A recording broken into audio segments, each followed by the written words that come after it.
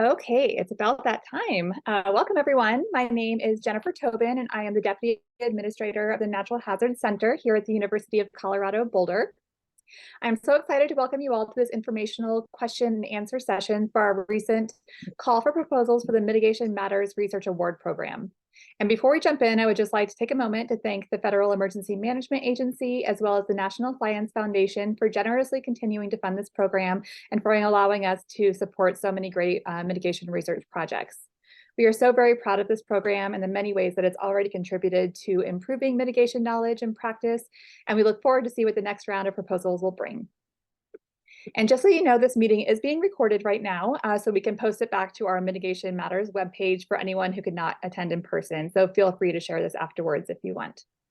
And I would like to invite everyone to put questions in the chat box as we move along, so we can make sure and answer those in the question and answer part of the session.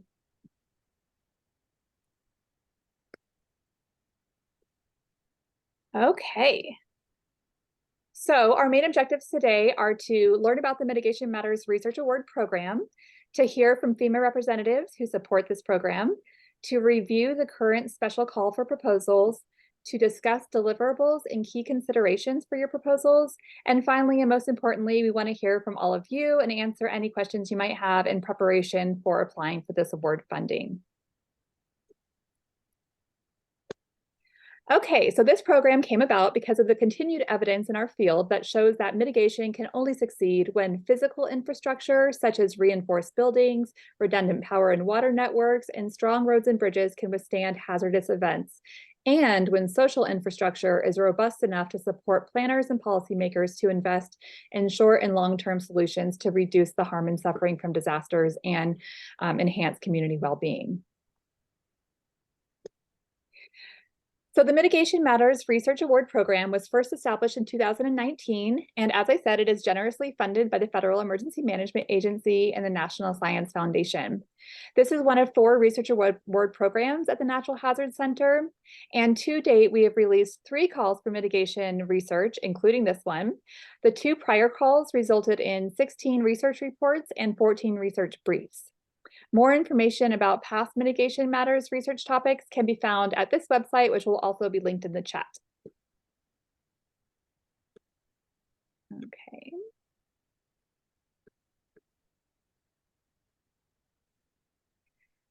So let me make sure that Eric is on the line here. Didn't see his, oh yeah, Eric's here. Okay, great. So now I'm pleased to turn it over to Eric Lutman from the Federal Emergency Management Agency. And as I mentioned, FEMA support has now funded dozens of researchers and led to the publication of novel research and research application briefs for this field. And we're so grateful for their continued support and of the research community. And Eric, I'm going to stop sharing my screen so we can see you and turn it over to you. Yeah, thank you. Thanks for having me here. We're super excited about this program. There's definitely a lot of challenges. There was a big article in the New York Times over the weekend about recovery.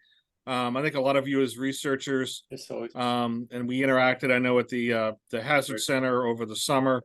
We're really looking forward to helping, looking for your input in research to help us make better decisions and improve program delivery. So there's a lot of areas of focus.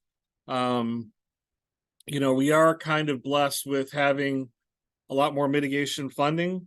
We've hired, a number of staff at headquarters and the regions, but the need is growing. The climate crisis is certainly growing, and again, a really big focus on equity and disadvantaged communities.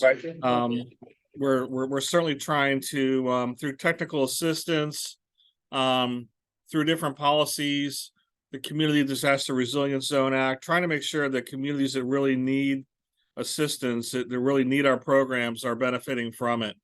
So with the climate crisis growing, and with the focus, a lot of executive orders from this administration on disadvantaged communities, we're really trying to continue to improve our program delivery. So there's a lot of areas. You guys are all experts.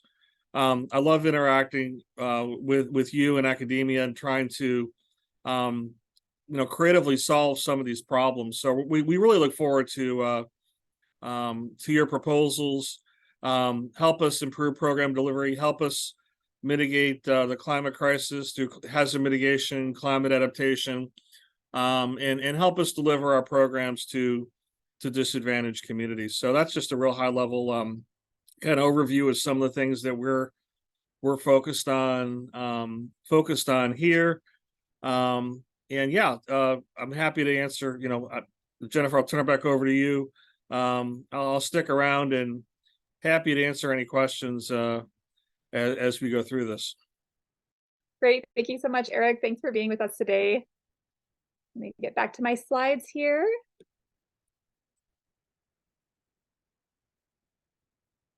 Okay, great. Okay, so for this call for Mitigation Matters research, you can find all of the details on our website listed here and in the chat. And this call will support 10 awards of up to $10,000 each. Proposals are due by 5 p.m. Mountain Time on Monday, December 4th, 2023. All proposals should use the provided proposal template, which you can find on our website, be no longer than 5 single-space pages, and follow all the guidelines included on the submissions page. This call will prioritize proposals that focus on mitigation solutions at the national, state, local, and tribal or territorial level. We do highlight the following priority areas, but we are also open to proposals outside of these focus areas as well. And each of these areas is described in more detail on the website.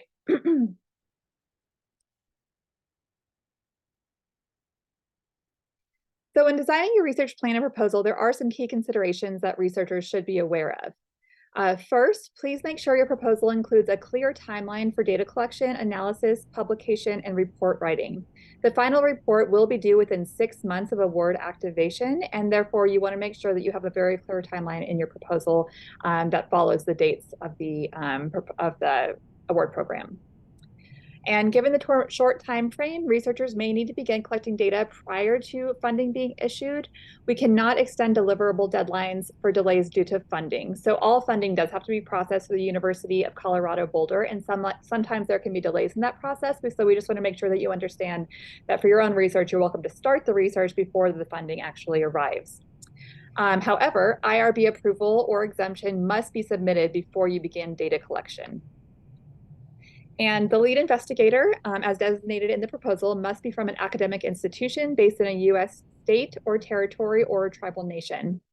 Awards can be distributed to up to 3 people, and payments will be sent directly to award recipients and not their university.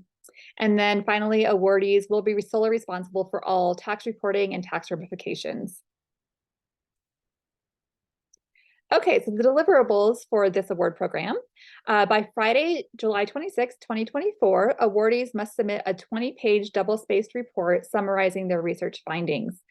A 2-page research brief will also be required, but it is due after the final report has been edited and approved for publication by the Natural Hazard Center team.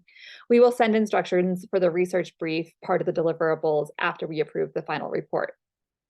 And we ask that all authors please make sure and closely follow the report submission guidelines listed on this webpage, which can be found in the chat. We do have a template for the report, and we have detailed information about style guide and everything. And so please do follow that, because it makes our job much easier on the back end when we go through to the editing process, and it allows your report to be published in a much more timely manner. Okay, so thank you all for listening. I'm now happy to move over to our Q&A portion of the meeting to hear from all of you. I will check the chat box, but if anybody has questions, please feel free to just raise your hand and ask when you're called on, and I will ask you to come off mute and call on you. Okay, Yang. Hi, Jennifer. So thank you so much for your review. And my question is, you mentioned timeline. Could you give us a little bit more details about timeline? So the report is due in July, right? So which is after the project is concluded. Is that correct? That is correct. So by the time we give you the announcement whether or not your award proposal has been accepted, that's exactly 6 months from that date. So the July 26th date is the due date for the first draft of the report. Okay. Okay. Thanks. Appreciate it. You're welcome.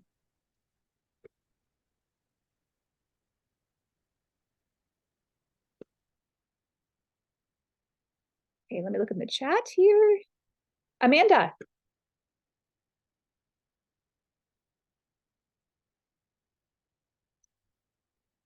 Oh, you're muted. Hello, sorry. Yeah, I had to click all the OKs to give permission. So my question was, is it hard and fast that you have to be related to an institution? Is that a hard and fast rule? Yes, at least one person, the lead investigator, does have to be at a US-based institution, university, in regards to just using their IRB and the ethics protocol. And because we're funded through the National Science Foundation as well, that is one of the criteria.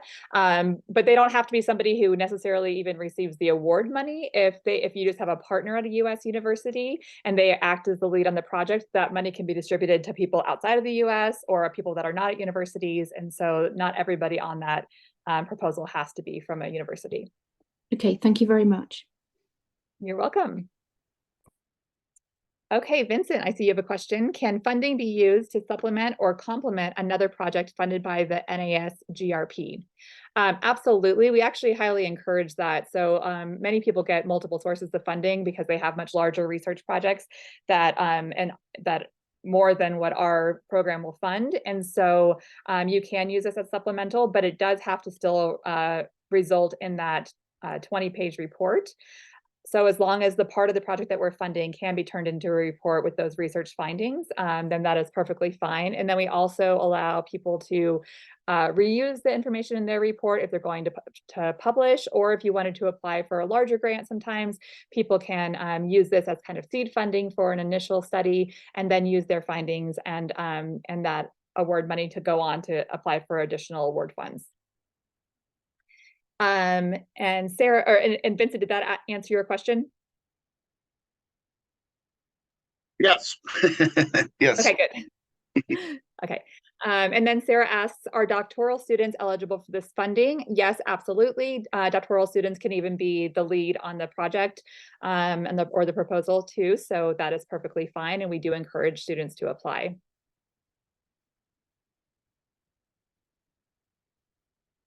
Okay. Aisha asks, is it okay to merge one or two of the themes? Absolutely. We do have those priority focus areas that we listed on our website, and we describe those in a little bit more detail there. But you're welcome to propose new ideas that maybe we haven't thought about, or merge one or two of the themes that we already have created there. So that is perfectly acceptable. And then Asif asks, could you please elaborate on how this program is conceiving mitigation? Mitigation as like reducing risk, or mitigation as like cutting emissions, or both. So we're talking about mitigation in the context of hazards and disasters. So it is about reducing disaster risk. And it can be mitigation from like a purely structural standpoint or social mitigation, but really about the efforts put into reducing the harm and suffering from disasters. We will consider proposals that use secondary data, CC. Yes, we do allow that.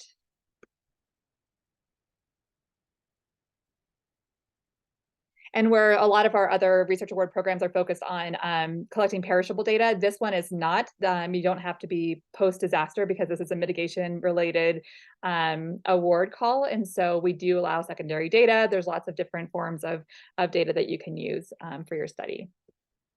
That's not quite as limited. Okay, let me see if there's any other questions.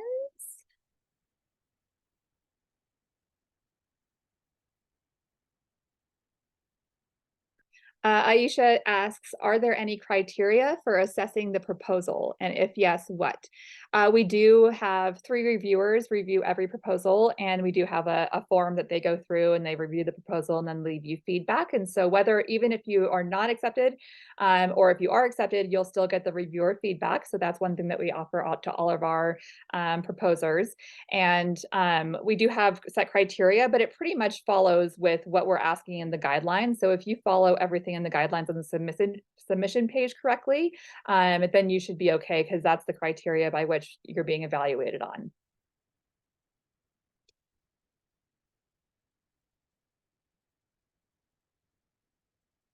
Okay, Farnaz asks, can the funding be used to purchase for the purchase of devices? You are welcome to purchase research related items in your proposal budget. And so you can just, we do request that you have a budget and a budget justification so you can describe to us why that device is necessary to collect the data that you're proposing. So just make sure you have that fleshed out in your budget justification and we'll evaluate it at that time.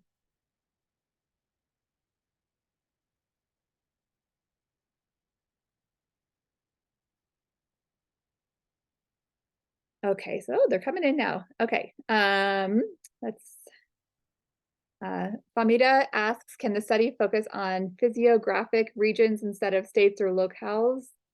Famida, can you come off and explain a little bit more about what that means? Oh, so I was talking about there are several physiographic regions in US. So each physiographic regions might comprised of 6 or 7 states. Is that okay? So if I focus Oh on yeah, absolutely. okay. Yeah, Thank you. you can be looking at regions, yeah, whatever your sample is, as long as it makes sense for the data collection and the research proposal that you're crafting, I think that's perfectly fine. Okay, thank you. Okay, so Asif says, in the budget section, can we use the fund to collect data? I think you presented that the data needs to be collected before funding is issued. The data doesn't need to be collected before funding is issued. I was just saying that sometimes there's a delay in getting the funding from the University of Colorado to each of the awardees. And so if your timeline will need you to collect data earlier than when you're receiving the funding, I just wanted you to be aware of that, but that's not a criteria. You can wait for the funding to collect the data if it makes sense for your timeline, as long as that lag or delay doesn't interfere with your ability to collect data and write your report. Does that make sense, Asif? Yes, thank you so much. Okay, good. Okay, Lydia has a question. If we apply for the funding to use it for a larger project, do we describe in the application just the piece of research we will use this particular funding for?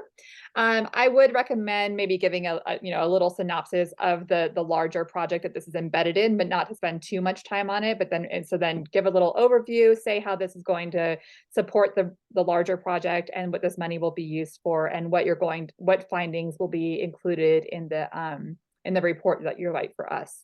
But it doesn't have to be too long or too lengthy. You don't want to focus the whole proposal submission on just that larger project. You want to really hone in and focus on what you're going to be applying for the funds for here. Thank you. You're welcome. Okay, Jason, in the community needs path, do we need to have a pre-established community partners before the study, or can these emerge organically during the project?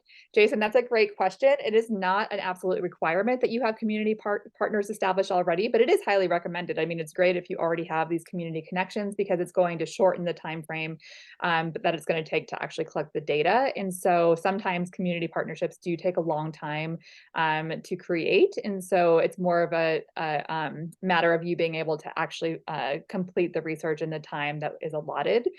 So as long as you can do that, it's not a requirement to have those partnerships up front. However, I will say that if you do already have partnerships and you have like letters of support from the community members in any way, that is a bonus for your proposal for sure.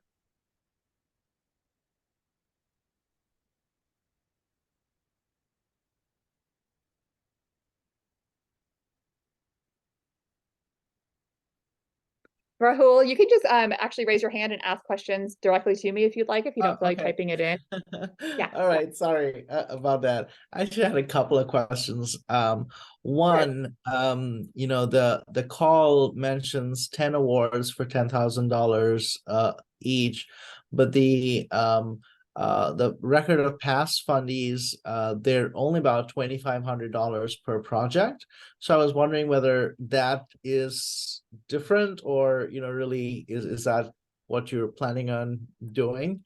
And then the second question was, again, just looking at the kind of projects that were funded in previous years, as well as reading the call, the impression that I get is that you do want projects that ideally have a mix of, say, physical measurements as well as social science kind of work. So it shouldn't be research that only does physical measurement, it should also have some sort of social science component attached to it as well. And I just wanted to get your views on those two issues. Thank you. Yes, absolutely. We do prioritize research that does have a social aspect to it. So it should have some kind of social benefit or social outcome, because we are focused really on making sure that people are being, that not being harmed by disasters. And that's really the ultimate goal here. And so as long as the mitigation project, can show that what that work's doing is going to support some kind of social change or benefit to the community, that's really the high priority.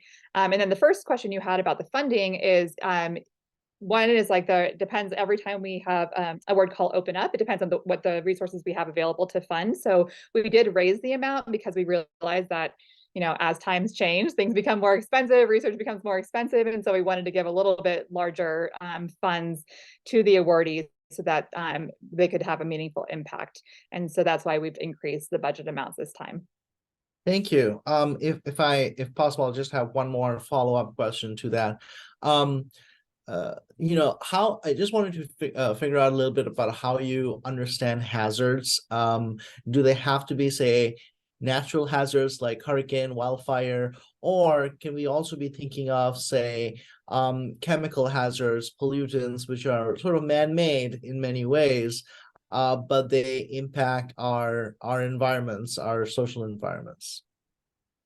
Yeah, I think that's a great question. And of course, there's plenty of debate around what constitutes a disaster and a hazard. But for sociologists, and I'm a sociologist, it's really about the amount of community disruption. So if it is a large scale technological disaster, let's say, that is perfectly acceptable. And if you're doing a mitigation research around that technological hazard, I think that's perfectly acceptable. I think that the differentiation is really going to be like, I know I've gotten some questions sometimes about like, oh, well, what about like a house fire? Would that be a disaster? And I would say, no, that wouldn't be considered as a hazard or disaster that we'd be interested in because it's not really affecting a large community. So I think that's really the criteria, is the amount of impact that disaster or hazard is having. I'm thinking of, say, ongoing environmental pollutants in long-term polluted areas, say like PFAS or stuff like that. Would that be considered a hazard? That is a tricky one. I'm not exactly sure. I think you could argue that it is in a certain way, depending on what those large scale impacts would be if said, pollutant were to harm people over time, and if there's been research that's done that's proven that this many people will be affected. But I think that's a little probably out of the scope of what we're looking for. But also I don't want to totally cut you off there, because you could make a good argument for it. And so it'll just depend on how you kind of frame that. Thank you.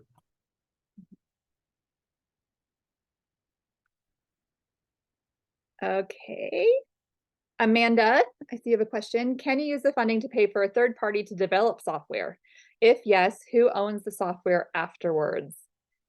That is a good question. I don't know if I have the exact answer to that, but I think that essentially when we fund the awards, as long as you can show us that in your budget justification that the things that you're paying for are required to complete the research that you're proposing, then it will be allowable.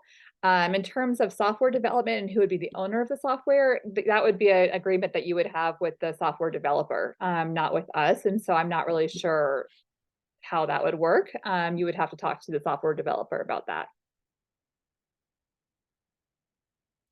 Amanda, do you have more to say about that, or does that answer your question? It answered my question, but it was actually because you receive research, whether or not you would then want ownership of that software, because I receive funding through the research, and that's where that question came from.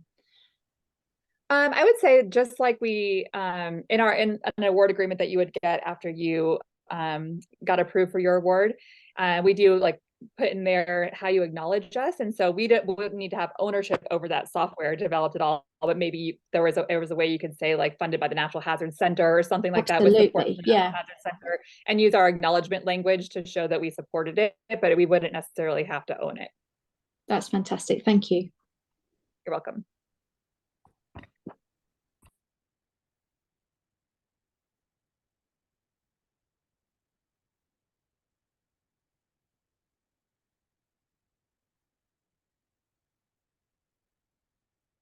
Could you just since there's a little lull in the conversation, what are some potential outcomes or outputs that you would like to see? Are you thinking about or is it enough to say we're going to produce research, or are you looking for tangible outputs that communities can use or policymakers can use? Or is it enough for us to say that we are measuring something and we're finding that, our intervention did result in, maybe a better quality of life, say, for instance? Good question. And I'm going to turn this one over to Eric too to answer, but we do actually, one of the requirements is that you would be able to tell us what the policy implications are or the practice implications of your research. And so it couldn't just stop at doing the research. You would have to be able to at least articulate how this could be used to help practice in some way or policy or change policy. Eric, do you want to add to that what your top priorities are? Boy, it's a great question. I don't want to limit creativity. I like using examples. So let me pick an example. Like we've only 1% of our grant funds go to wildfire projects, yet wildfire represents significantly more than 1% of the natural hazards risk to the country.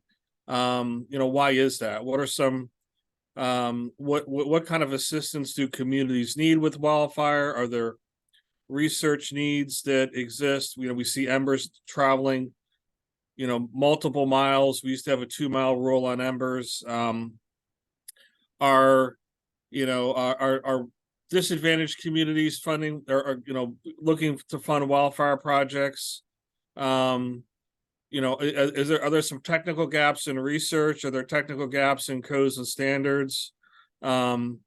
So, I mean, I think anything that would really help us improve our understanding of how to deliver risk reduction for communities to reduce risk and save lives, I think is really fair game.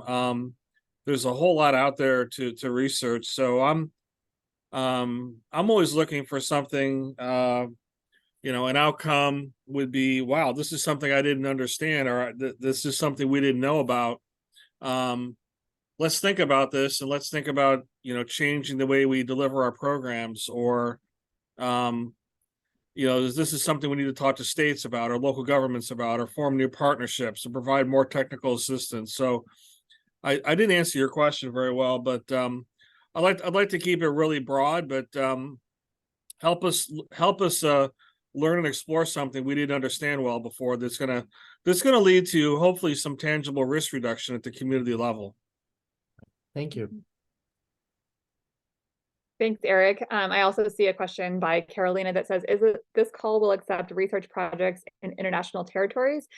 Carolina, I would say that because this is a FEMA funded and National Science Foundation funded call looking at mitigation action in the US, that we will prioritize probably research that's happening in the US. However, we do not exclude international studies as long as the findings from those studies can be wrapped back and used in the US to change our own policy and practice. And so I wouldn't say that that's off the table to have your study be placed somewhere else, but that the findings would really have to wrap back to the US in terms of being able to benefit FEMA and the National Science Foundation.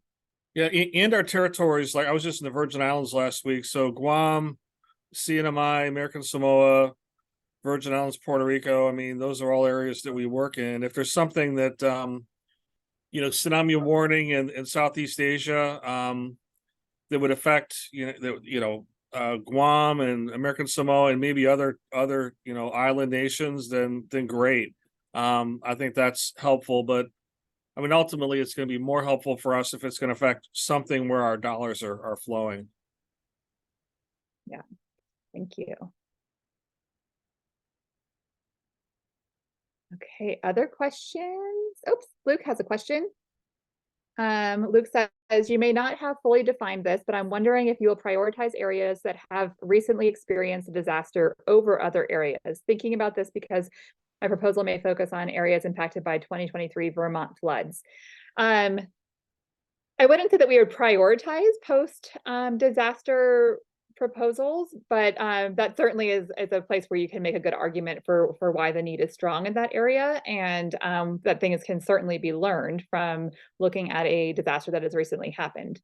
So I think it would depend more on what is the potential for the mitigation effort and the mitigation research that you're doing, regardless of whether or not it is an immediate post disaster timeline, or if it's something that happened a while back or something that hasn't happened yet that you're anticipating. So not necessarily a criteria, but definitely I can see how it would be argued that that could be a really a useful thing to look at for sure.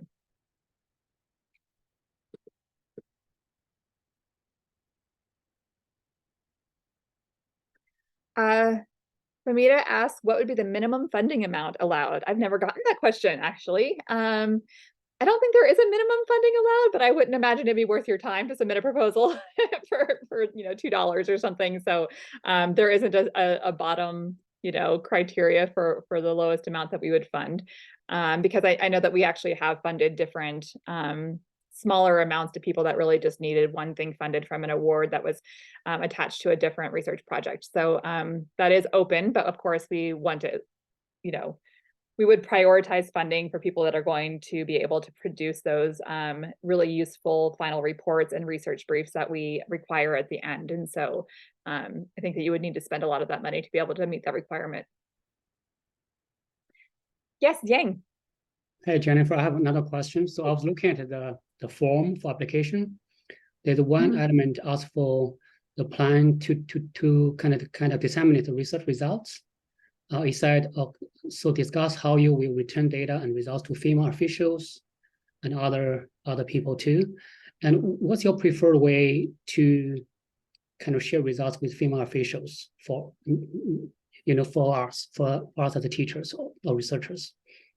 Yeah, so this is really open, and it can be a lot of different things. Sometimes people put how they're going to publish this, in a journal article somewhere, and that's how it's going to be disseminated. Some people are going to attend a conference or a workshop somewhere and present their results there to make that publicly available. Or sometimes people do more community-based work, so they're actually going to be presenting to like the local FEMA officials in that region that they're doing their research in. And so it can take a variety of forms. It just depends on what your actual research looks at. Okay, so we don't have to propose a very specific way to present the research to FEMA officials at certain venues. No, it's not required to be that specific. However, it'd be great if you were, if you thought of how to really get this information and these findings to FEMA officials, that would be wonderful, but that's not the requirement for that. Okay, thanks. You're welcome. Okay, Lydia. If the proposal is to conduct a survey that is already a few pages long, can the survey be attached as an annex, or does everything have to fit in 5 pages? Oh, that's a good question. I think that you could probably attach it as an appendix to your proposal if you wanted to show us. And actually, that would be really super helpful if you already have it drafted, so we can see what kind of questions that you're asking. So that wouldn't be included in that initial 5 pages. Great, thank you. You're welcome.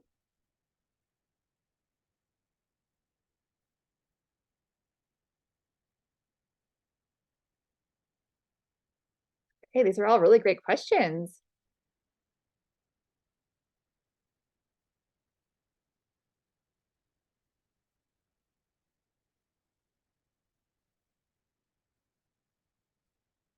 Any other thoughts or ideas or questions or anything else anyone wants to share?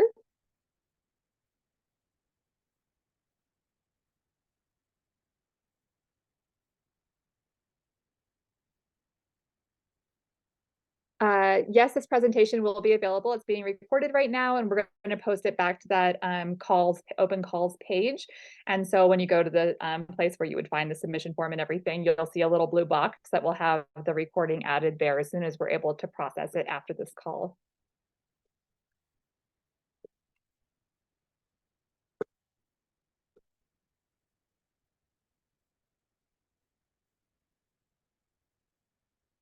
Oh, Sarah, that is a great question. I was just about to share my screen and show you that answer.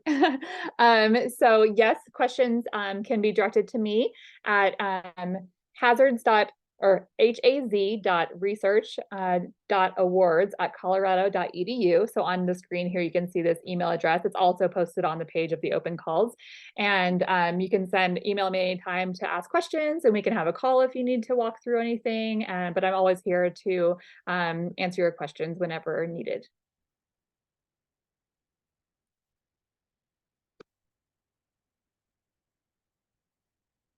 Okay, a different Sarah actually asks, considering use of funding to compensate participants, if not all funding is used, is there a process to return unused funds?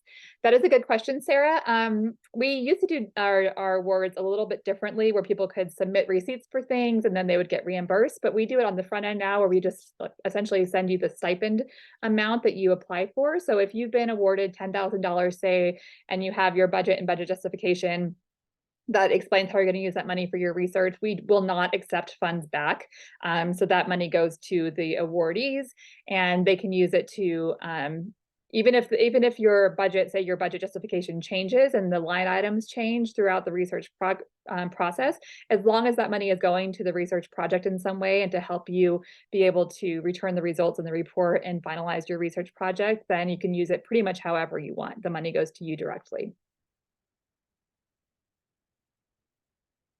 Okay, Aisha asks, can we modify the survey question during the research period?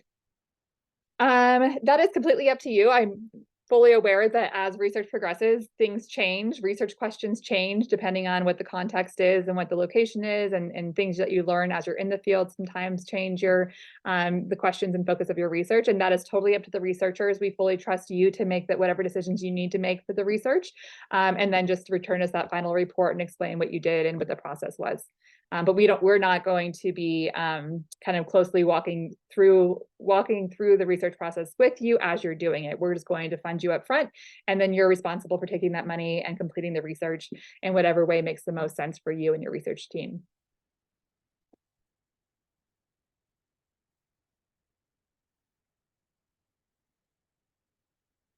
Great questions.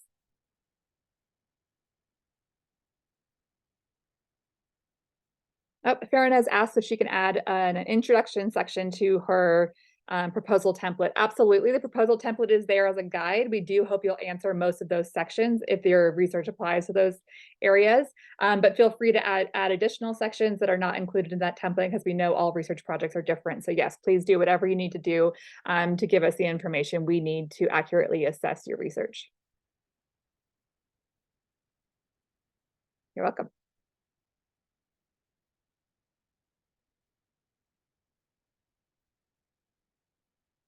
Oh, Luke asks when people will be notified if they've received the award, and I don't have that off the top of my head, but I do have it right here, I think. We will let you know by... Oh, actually, maybe we didn't include it this time on the web page. Let me look really quick.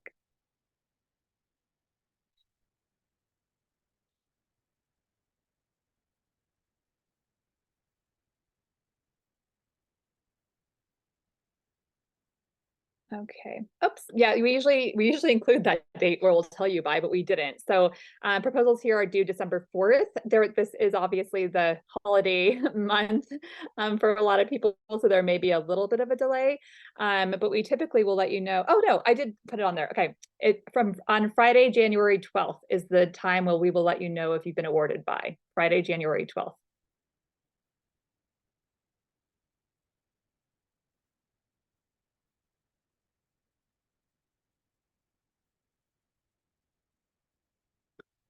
So we did give ourselves a little over a month. And it also depends on how many proposals we receive. Makes a big difference in terms of how fast we can turn those around.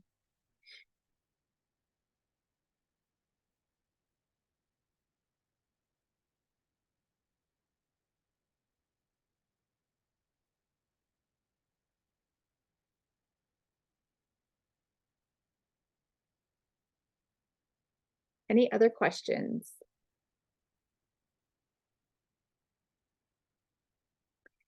Okay, well, if we don't have any more questions, I just want to say thank you all so much for attending and asking questions. This is wonderful. We will post this, like I said, this recording back to our website, and reach out to me anytime. I'm happy to answer questions as you start developing your proposals and want to submit. And oh, you're welcome. And thank you all for being here today. And thank you to the FEMA team for supporting this work. We're really excited to see what this next round of proposals will bring. Thank you, everyone.